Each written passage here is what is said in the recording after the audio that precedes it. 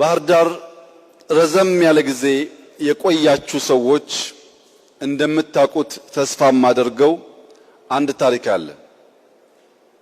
እዚህ ከተማ ውስጥ አቶ አህመድ ወሎ የሚባሉ ወይም አባ ኑሩ የሚባሉ ዘይት ነጋዴ ነበሩ።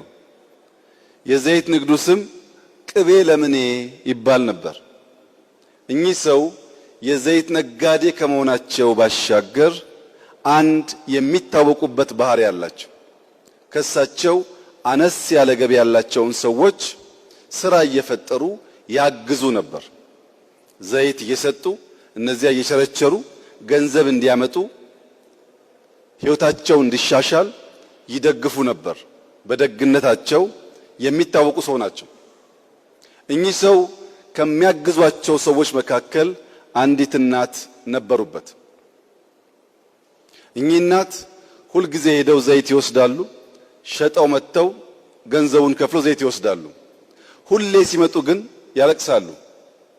እያለቀሱ ዘይት ከአቶ አህመድ ወሎ ወይም ከአባ ኑሩ እየተቀበሉ ይቸረችራሉ። እና አባ ኑሩ ለምንድን ነው በመጡ ቁጥር የሚያለቅሱት የሚያዝኑት ብለው ይጠይቃሉ። እና ያኚህ እናት ሁለት ልጆች አሉኝ፣ አንደኛው ልጅ ከርሶ በብድር ወስደውን ዘይት በትጋት ሽጦ ገንዘቡን ያመጣልኛል፣ አንደኛው ልጅ ጊዜ ጠብቆ አድብቶ አድፍጦ ያን ገንዘብ ሰርቆ ያባክንብኛል። አንደኛው ልጅ ያግዘኛል፣ አንደኛው ልጅ ያዳክመኛል። በዚህ ምክንያት ውስጤ ሐዘን ገብቶ ነው በየጊዜው የማዝነው የማለቅሰው ብለው ሴትየዋ ሲመልሱ አቶ አህመድ ወሎ አንድ ግጥም ገጠሙ ይባላል።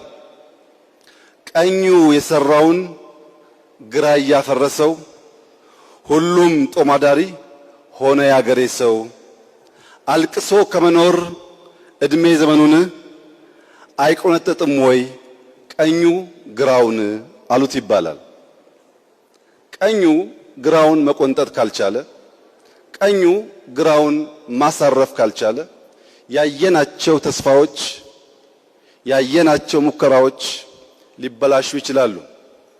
ጊዜ አይለፍብን፣ ዘመን አይለፍብን። እድል ስናገኝ እንጠቀምበት።